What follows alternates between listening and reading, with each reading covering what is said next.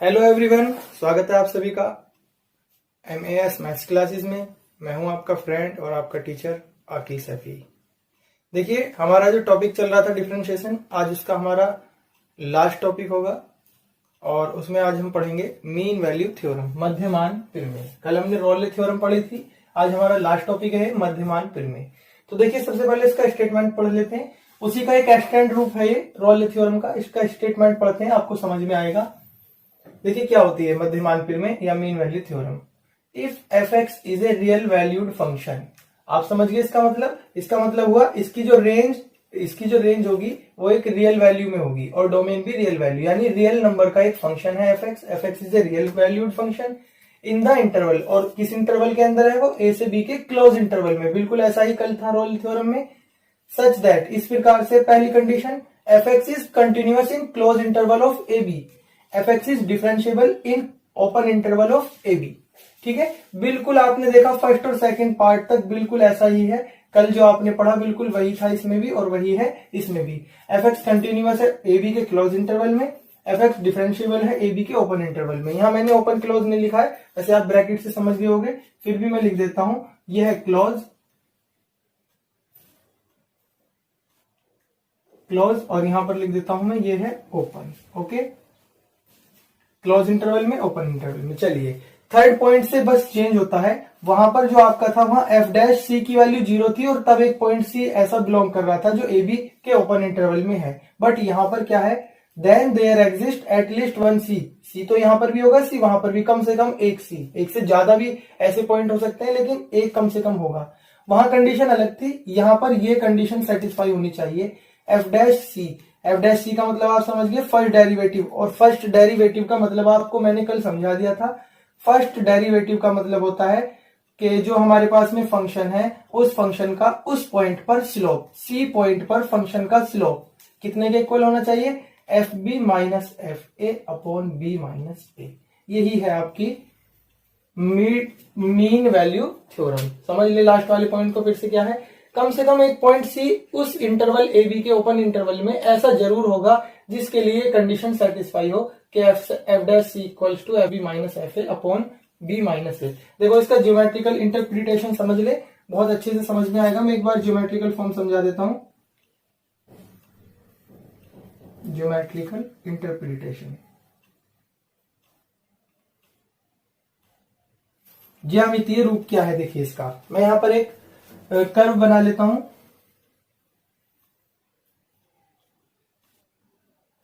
देखिए, ये हमारे पास में a और b का इंटरवल है। हमने यहां पर रख लिया x इक्वल्स टू a और यहां पर रख लिया हमने x equals to b। Okay, फिर देखिए हमारे पास में फंक्शन है इस तरह से, कुछ भी जाता है फंक्शन। इसमें एक बात ध्यान रखेंगे, इसमें fa और fb का इक्वल होना जरूरी नहीं है। वहां पर fa इक्वल्स टू fb की कंडीशन थर्ड ये थी, ये जरूरी थी, बट यहां पर ऐसा नहीं है कि ये जरूरी हो भी सकता है, नहीं भी। अभी हमने ऐसा रख लिया कि नहीं है। ये x इक्वल्स टू a है यहां से यहां तक, ये x इक्वल्स टू b है, आपने देखा। अब एक बात बताइए, इसके जो मैं कोऑर्डिनेट लिखूंगा, इसके और इसके, आप अच्छे से जानते हो इनके कोऑर्डिनेट, आप समझ गए हो। x की वैल्यू a है और y की वैल्यू जो है वो ये है, और ये y की वैल्यू को जो हम कहते हैं f a ही तो कहेंगे। ये कोऑर्डिनेट हो गए इस पॉइंट के, इस पॉइंट के कोऑर्डिनेट होंगे b, f b। ओके, इन पॉइंटों को नाम रख लेते हैं। इस पॉइंट का नाम मैंने p रख लिया और इस पॉइंट का नाम मैंने q रख लिया। तो p के कोऑर्डिनेट a, f a हो जाएंगे, q के कोऑर्डिनेट b, f b हो जाएंगे। ये आपको अच्छे से समझ में आ गया होगा कि कोऑर्डिनेट कैसे निकलते हैं। x, y होते हैं, x की वैल्यू ये रही और y की वैल्यू जो इसमें ऊपर को चलते हैं, यानी y की value y is equal to fx होता है ना, तो y की वैल्यू fa में है हमारे पास। ओके, इसके बाद देखिए ये कोऑर्डिनेट आपको समझ में आ गए। अब हमें क्या करना है? p और q को मिलाती हुई एक लाइन खींच लेते हैं। p और q को मिलाती हुई एक लाइन खींची हमने, ये p q को मिलाती हुई एक लाइन खींच दी। अब आप बच्चों एक बात का जवाब दीजिए, आपने 11वीं क्लास में सभी ने पढ़ा हुआ है, पी क्यू जो लाइन है इसका स्लोप निकालना है हमें। स्ट्रेट लाइन में आपने पढ़ा है स्लोप ऑफ पी क्यू। आप क्या लिखेंगे? Slope of P Q. P Q का जो स्लोप होगा, एम नाम रख लेते हैं, चलिए हम उसका, पी क्यू का जो स्लोप होगा m, आपने पढ़ा होगा स्लोप का मतलब होता है y2 negative y1 upon x2 negative x1। Okay, अब आपने देखा y2 का मतलब है fb, तो आपको समझ में आता जा रहा होगा कि अब ऊपर क्या लिखा हुआ था, और ये y1 fa, x2 b और x1 a। तो आपने देखा ये आया स्लोप निकल कर किसका, P और Q लाइन का, यही स्लोप है। और ये स्लोप किसके इक्वल होना चाहिए, जो कर्व का स्लोप है। ये क्या होता है, एफ डैश सी का मतलब आप जानते हो, एफ डैश सी का मतलब होता है जो हमारा फंक्शन या कर्व है, ये रेड वाला, इसका किसी पॉइंट सी पर स्लोप। अब यहां पर हमें एटलीस्ट वन, कम से कम एक ऐसा पॉइंट जरूर होना चाहिए कि कम से कम एक ऐसा पॉइंट जरूर होना चाहिए जहां कर्व का स्लोप और लाइन के स्लोप दोनों इक्वल हों। जब दो स्लोप इक्वल होते हैं तो दो स्लोप कब इक्वल होते हैं, आप अच्छे से जानते हो, दो स्लोप जब इक्वल होते हैं जब दो पैरेलल लाइन हो। जब दो पैरेलल लाइन होंगी तो उनके स्लोप ढाल इक्वल होते हैं। तो अब देखो एक ऐसा पॉइंट हमें ढूंढना है जहां पर पी क्यू के पैरेलल हो इसका कर्व का स्लोप। ठीक है, तो देखो एक पॉइंट मुझे यहां पर अगर मैं देखूं तो ये मिल सकता है। यहां पर मैं इसको रेड में कर देता हूं, या चलिए ब्लैक में कर देते हैं। ये देखिए, ये स्लोप दिख गया आपको, एक पॉइंट ये आ गया। आप देख सकते हैं एक पॉइंट मुझे यहां पर भी मिल रहा है। आप क्या देख रहे हैं, ये वाला जो स्लोप मैं खींच रहा हूं, चलो इसका नाम रख लेता हूं मैं ए बी, और इसका नाम रख लेता हूं मैं ए डैश और बी डैश। तो आपने क्या देखा, ए बी और ए डैश बी डैश दोनों ही पैरेलल हैं पी क्यू के। समझ में आ गया। इस पॉइंट का नाम सपोज दैट हमने सी रख लिया, ऐसे इसका C1 C2 अलग अलग, मैंने कहा ना एटलीस्ट वन, एक पॉइंट हो सी, एक से ज्यादा हो, कितने भी हो। तो आप देख सकते हो एफ डैश जो सी है, एफ डैश सी का मतलब आप समझ गए हो, पॉइंट सी पर दिए हुए फंक्शन का स्लोप। दिया हुआ फंक्शन ये है हमारा रेड में जो चल के गया है, इसका किसी पॉइंट सी पर स्लोप किसके इक्वल आ रहा है, स्लोप आ रहा है इक्वल पी क्यू के स्लोप के। क्यों आ रहा है, क्योंकि आप देख सकते हो ए बी और पी क्यू दोनों पैरेलल हैं। तो एफ डैश यहां पर आप लिख सकते हो पी क्यू पैरेलल, चलिए हम एक पॉइंट की बात कर लेते हैं, P Q parallel A B. अब पी क्यू का जो स्लोप है वो आपको पता है, ये रहा, तो एम, और ए बी का स्लोप क्या है, ए बी का स्लोप आपको पता है एफ डैश सी है, तो दोनों इक्वल आ गए। एफ डैश सी की वैल्यू किसके इक्वल आ गई, F B minus F A upon B minus A. तो आपने देखा ये कंडीशन सेटिस्फाई हो गई। और ये पॉइंट आपको पता है, ये सी पॉइंट क्या है, यहाँ ए है और यहाँ बी है, ए से बी के अंदर ही तो होना चाहिए पॉइंट। मैं देखो बाहर तो नहीं जा रहा, ए और बी के इंटरवल से बाहर तो नहीं गया, ए बी इंटरवल के बीच बीच में ही होना चाहिए फंक्शन पे, ऐसा कि वो पॉइंट कोई भी एक ऐसा पॉइंट हो हमारे पास में, उस पॉइंट के लिए उस पॉइंट पर फंक्शन का जो स्लोप है, ढाल है, फंक्शन का स्लोप दी हुई जो लाइन है ए से बी तक की जो लाइन है उसके स्लोप के या उस लाइन के स्लोप के पैरेलल है। दोबारा से समझ लीजिए, पी और क्यू क्या है, ए से बी तक की जो लाइन है उसका स्लोप, पी ये एम क्या है, पी क्यू लाइन ए से बी तक की लाइन का स्लोप किसके इक्वल होना चाहिए, किसी पॉइंट सी पर फंक्शन के स्लोप के इक्वल होना चाहिए। यही कहती है आपकी मध्यमान प्रमेय, मीन वैल्यू थ्योरम। ओके, अब स्लोप कब इक्वल होते हैं, जब दो लाइनें पैरेलल होती हैं। तो आप देख सकते हो ज्योमेट्रिकल इंटरप्रिटेशन के अकॉर्डिंग ए बी क्या है, ए बी एक टेंजेंट है, कहां पर, पॉइंट सी पर, स्पर्शी है। इस आपने देखा ये वाली स्पर्शी पी क्यू के पैरेलल है। Tangent A B parallel the line P Q, स्पर्शी ए बी पी क्यू के पैरेलल समांतर है, इसलिए इन दोनों के स्लोप इक्वल होंगे। ए बी का स्लोप है एफ डैश सी और पी क्यू का स्लोप है एम।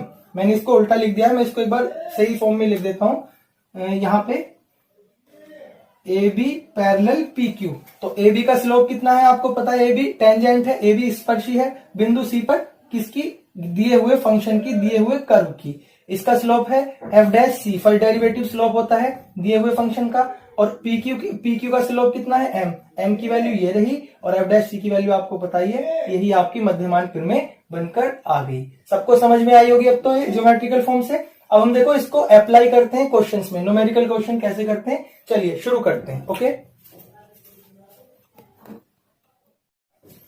देखिए बच्चों, एक क्वेश्चन हमारे पास, मीन वैल्यू थ्योरम इसमें वेरीफाई करते हैं होती है या नहीं। Verify mean value theorem if F X equals to this in the interval of 1 2 3 close interval. Okay, देखिए कैसे करते हैं, बहुत इजी है ये। आपको पहले यहां पर एक बार मैं दोबारा से स्टेप समझा देता हूं क्या क्या चेक करना है। आपको एफ एक्स को चेक करना है कंटिन्यूअस। फर्स्ट में क्या करना है, कंटिन्यूअस, किसमें, ए बी के क्लोज इंटरवल में। सेकंड करना है आपको डिफरेंशिएबल, अवकलनीय। हिंदी वाले बच्चों को कोई प्रॉब्लम तो नहीं आ रही? अगर कोई प्रॉब्लम आ रही है तो कमेंट बॉक्स में बताएं कि क्या प्रॉब्लम आ रही है आपको हिंदी में, कन्वर्सेशन में, ठीक है, मैं वो आपको फिर से समझा दूंगा। डिफरेंशिएबल चेक करना है किसमें, ओपन इंटरवल ए बी में। ओके, थर्ड नंबर पे आपको एफ डैश सी को इक्वल रख देना है F B minus F A के अपॉन बी माइनस ए के। इससे आपको क्या निकल के आएगा, सी बिलोंग्स टू ए बी। देखिए जैसा स्टेटमेंट होता है उस तरह से प्रूव नहीं होता। प्रूव में तो स्टेटमेंट में क्या था, ऐसा एग्जिस्ट होना चाहिए जिससे ये, तो बात तो बिल्कुल वही है लेकिन थोड़ा कन्वर्स करके प्रूव करी जाती है। दो कंडीशन के बाद आपको ये इक्वल रखनी है, ये लानी नहीं है, ये इक्वल रखनी है। इसके इक्वल रखने से ऐसा पॉइंट सी बिलोंग करना चाहिए, तब होता है प्रूव। अगर ये पॉइंट बिलोंग नहीं करेगा तो नॉट वेरीफाइड, ठीक है। तो आपको थर्ड कंडीशन में इक्वल रखनी है। चलिए शुरू करते हैं, पहले कंटिन्यूअस चेक करते हैं। आपको अच्छे से पता है पॉलिनोमियल फंक्शन है और पॉलिनोमियल फंक्शन हर एक रियल नंबर के लिए कंटिन्यूअस होता है। तो हम फिर से कल जैसी बात लिख देंगे क्योंकि आपको पता है उसी की एक्सटेंड फॉर्म है ये रोले थ्योरम की। तो हम लिखेंगे F X is a continuous, थोड़ा सा मैं जल्दी लिख देता हूं, अ कंटिन्यूअस फंक्शन, इसलिए हैंड राइटिंग को थोड़ा इशू ना बनाए, बात से समझ लें मैं क्या लिख रहा हूं। F X is a continuous function then it is continuous, sorry यहां गलत लिख गया, F X is a polynomial function.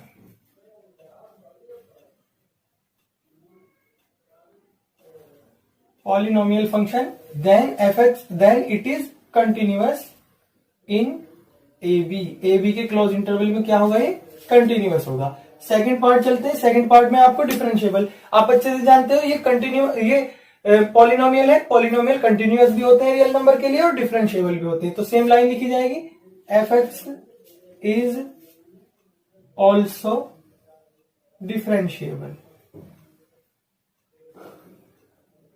In open interval A B. क्यों है डिफरेंशिएबल, क्योंकि पॉलिनोमियल और पॉलिनोमियल रियल नंबर के लिए डिफरेंशिएबल भी होते हैं। अब थर्ड पे बात आ जाती है। थर्ड के लिए आपको ये वाली कंडीशन लिखनी है। तो सबसे पहले आपको क्या निकालना है, एफ डैश सी। एफ डैश सी से पहले आपको एफ डैश एक्स निकालना है, ठीक है। तो हम क्या करते हैं, नाउ करके लिख देते हैं, इसे थर्ड मत लिखना। ये पॉइंट जरूरी नहीं है आप फर्स्ट सेकंड थर्ड लिखें, आप इनको नॉर्मल भी लिखते चल सकते हो, ठीक है। सीधा हम क्या निकालेंगे, नाउ करके एफ डैश, यही वर्किंग मेथड होगा, आपको ऐसे ही करने, एफ डैश एक्स निकालना है। ये एफ एक्स है, एफ डैश एक्स आप समझ गए, 3 आगे आ जाएगा, 3x स्क्वायर नेगेटिव 5 टू जा 10 और x नेगेटिव 3 1 जा 3। अब आपको सी, एक पॉइंट सी निकालना है ना, तो इसे रिप्लेस कर दो सी से, F dash C equals to 3 C square negative 10 C और नेगेटिव 3। ये किसकी वैल्यू आ गई, एफ डैश सी की। अब आपको निकालना है एफ बी और एफ ए। ओके, हमें एफ बी निकालना है। एफ बी का मतलब आप समझ रहे हो, एफ बी का मतलब F3 हो गया, ये तो समझ रहे हो ना, ए की वैल्यू 1 है और बी की वैल्यू 3 है। F3 यहां पर वैल्यू रखो, निकल के आ जाएगा 3 की क्यूब नेगेटिव 5 इंटू 3 का स्क्वायर नेगेटिव 3 इंटू 3। तो F3 की वैल्यू आ गई 3 3 9 3 27 negative 3 3 9 9 5 45 negative 3 3 9। Okay, F dash C की वैल्यू आ गई 27 9 36 45 माइनस 36, ये आ गया हमारे पास में 9 नेगेटिव के। एक मिनट, सॉरी ये दोनों ही नेगेटिव के तो ऐड हो जाएंगे। 54 में से 27 माइनस कर लेंगे तो नेगेटिव का 27। ये किसकी वैल्यू आ गई, F dash, sorry F C की नहीं, F3 की। अब किसकी वैल्यू निकालनी है हमें, एफ बी की, तो ये आ गई वैल्यू। अब एफ ए की, एफ ए का मतलब आप समझ रहे हो F1, तो F1 निकालते हैं। F1 कितना होगा, देखो 1 क्यूब माइनस 5 इंटू 1 का square negative 3 into 1। F1 equals to 1 minus 5 1 जा 5 माइनस 3, तो ये हमारे पास में आ गया 5 3 8 में से 1 नेगेटिव का 7। अब आपको कंडीशन लगा देनी है एफ डैश सी वाली, तो देन करके लगा देंगे आप इस कंडीशन को, then F dash C equals to F B minus F A upon B minus ए।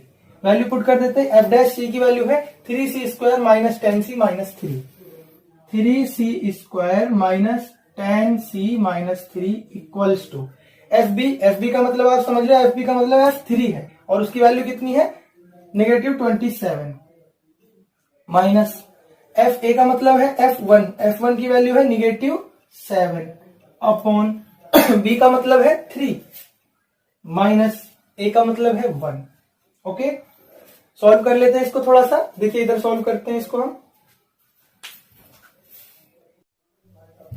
देखिए इस तरफ सॉल्व कर लेते हैं हम इसको।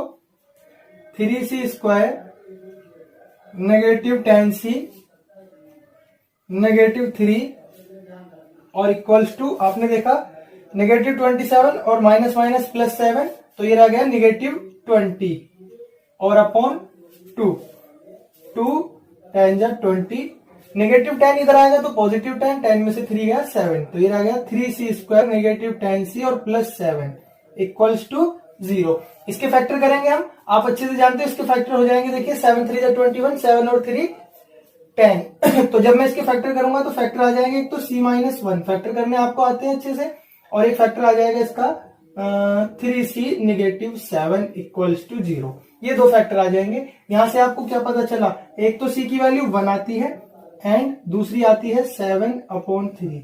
7/3 का मतलब आप जानते हो 2.3 2 जा 6, 2.33 लगभग इतनी आती है। अब आप देख सकते हो, हमें लास्ट में बहुत ध्यान से समझना, ये c क्या होता है, ये c इस इंटरवल, इसके ओपन इंटरवल को बिलोंग करना चाहिए, क्लोज को नहीं, ओपन को। तो आपने क्या देखा, 1 तो बिलोंग करेगा नहीं क्योंकि ओपन की बात हो रही है। अगर आप कहोगे सर 1 भी तो कर रहा है, नहीं, ओपन में जो पॉइंट यहां होता है वो नहीं, ये बाउंड्री पॉइंट नहीं लिए जाते ओपन में, तो 1 नहीं लिया जाएगा, तो 1 तो इसको बिलोंग करेगा नहीं, क्योंकि 1 से बड़े नंबर होने चाहिए, इसमें 1 नहीं होना चाहिए। ठीक, लेकिन ये वाला तो कर सकता है 2.36, तो इनके बीच में आता है 1 और 3 के, तो आपने क्या देखा 7/3 belongs to open interval of 1 3। तो यही देखना है आपको लास्ट में। जरूरी नहीं है कि आए, दोनों भी आ सकते हैं, 3 भी आ सकते हैं, 4 भी आ सकते हैं, कितने भी आए, एटलीस्ट 1, कम से कम अगर एक आता है ऐसा पॉइंट जो इसके ओपन इंटरवल को, ए बी के ओपन इंटरवल को बिलोंग करे, तो वेरीफाइड है थ्योरम, अदरवाइज नहीं है। यही रोल है थ्योरम में था। अब आप बताइए 1 को नहीं करना कोई बात नहीं, लेकिन इसको तो करना है, एटलीस्ट 1 कम से कम एक में हो, तो एक में हमें मिल गया। तो आपने देखा mean value theorem, short form होती है इसकी, वेरीफाइड। ओके, समझ में आया? आपने देखा कितने इजी क्वेश्चन है, तो इस तरह के क्वेश्चंस आप कर सकते हो। चलिए एक क्वेश्चन मैं और करा देता हूं, आपको और अच्छे से समझ में आ जाएंगे। Okay,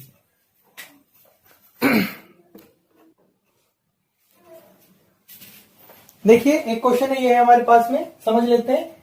verify MVT mean value theorem if F X equal to X -2 sin x और -π to π। चलिए सॉल्व करते हैं। देखिए बहुत सिंपल है। सबसे पहले आपको चेक करना है कि एफ एक्स जो है कंटिन्यूअस होना चाहिए, किसमें, open interval of, sorry close interval of -π to π। अब देखिए इसको भी आप डायरेक्ट लिख सकते हो। कैसे लिख सकते हो, बहुत ध्यान से समझेंगे। साइन एक्स हमेशा ऑल रियल नंबर के लिए कंटिन्यूअस होता है, एक्स एक आइडेंटिटी फंक्शन है, ऑल रियल नंबर के लिए कंटिन्यूअस होता है, तो इन दोनों का डिफरेंस जो होगा वो भी ऑल रियल नंबर के लिए कंटिन्यूअस होगा। तो आप डायरेक्ट लिख सकते हो। यहां पर क्या लिख सकते हो आप, देखिए फर्स्ट कंडीशन के लिए, सिंस या because X and sine X both are continuous function.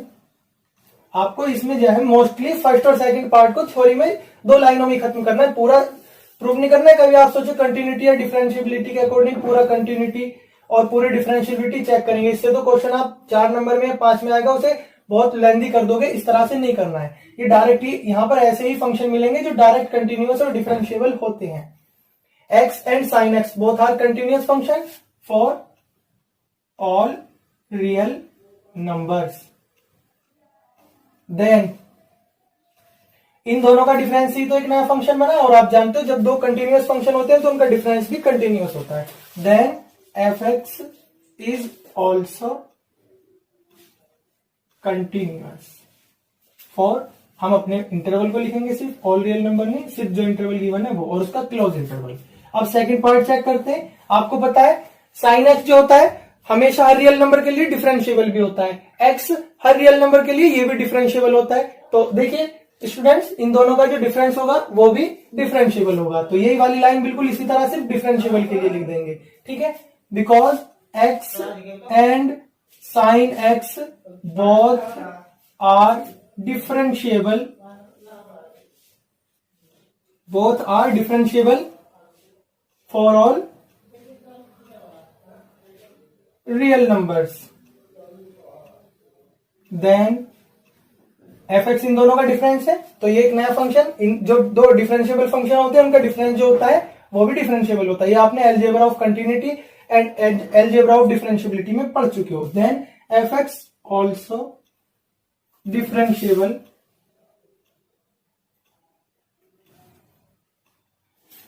For, हम अपने ओपन इंटरवल को लिखेंगे नेगेटिव पाई टू पाई। आप अच्छे से जानते हो, देखिए क्या जानते हो आप कि कंटिन्यूटी आपको क्लोज इंटरवल में दिखानी है और डिफरेंशिएबिलिटी ओपन इंटरवल में दिखानी है। अब आपको थर्ड पॉइंट पे चलना है। थर्ड ना लिख के आप डायरेक्ट नाउ करके शुरू कर सकते हो, या चाहो तो थर्ड भी लिख सकते हो, as your wish. Third point में आप जानते हो एफ डैश सी निकालना है, तो सबसे पहले में एफ डैश सी की जगह एफ डैश एक्स निकालेंगे, बाद में एक्स को सी से रिप्लेस करा जाता है। एफ डैश एक्स क्या होता है, एक्स का डिफरेंशिएशन 1, नेगेटिव 2 ऐसे ही कांस्टेंट है, साइन एक्स का डिफरेंशिएशन कोस एक्स। ओके, इसको सी में रिप्लेस किया, एफ डैश सी, ये आ गया 1 नेगेटिव 2 कॉस सी। ओके, अब आपको निकालना है एफ बी और एफ ए का डिफरेंस। एफ बी आप समझ सकते हो, एफ बी का मतलब होगा F pi. Okay, F B equals to F pi, कोई प्रॉब्लम तो नहीं। वैल्यू पुट कर देते हैं, ये आ गया पाई नेगेटिव 2 साइन पाई। ठीक, आगे बढ़ते हैं, एफ ए निकालते हैं अब की बार हम। एफ ए होगा एफ नेगेटिव पाई, नेगेटिव पाई से यहां नेगेटिव पाई माइनस 2 साइन और नेगेटिव पाई। और आप अच्छे जानते हो नेगेटिव पाई का नेगेटिव आगे आ जाता है और ये हो गया नेगेटिव पाई प्लस 2 साइन पाई।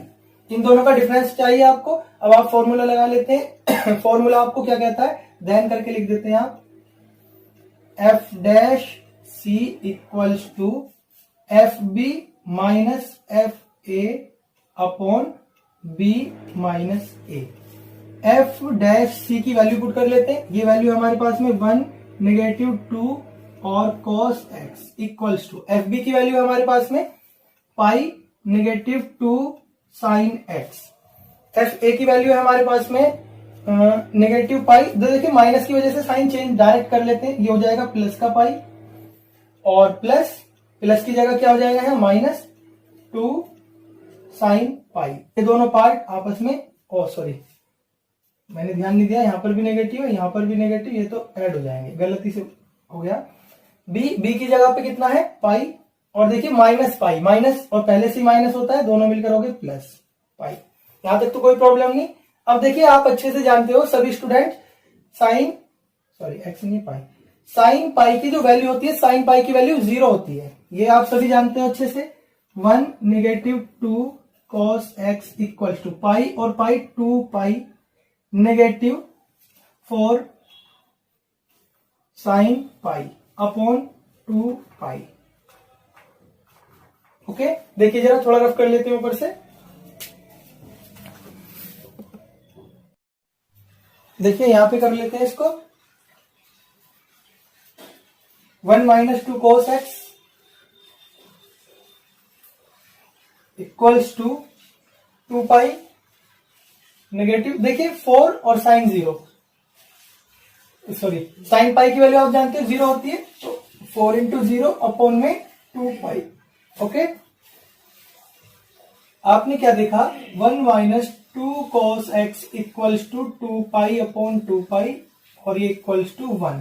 1 से 1 कैंसिल हो गया, दोनों 1 कैंसिल हो गए, negative 2 cos x equals to 0 और कॉस एक्स की वैल्यू किसने के इक्वल आ गई, 0 के इक्वल आ गई, क्योंकि नेगेटिव 2 तो 0 नहीं हो सकता, तो ये वाला पार्ट 0 हो गया। और आप जानते हो कोस में 0 वैल्यू कितने की होती है हमारे पास में, हमारे पास में ये जो कह रहा है ऐसा इंटरवल लेना है आपको, इस इंटरवल के बीच में जाना है, नेगेटिव पाई से पाई के बीच में जब हम इंटरवल लेकर चलते हैं तो कोस एक्स की वैल्यू कब आती है 0, देखिए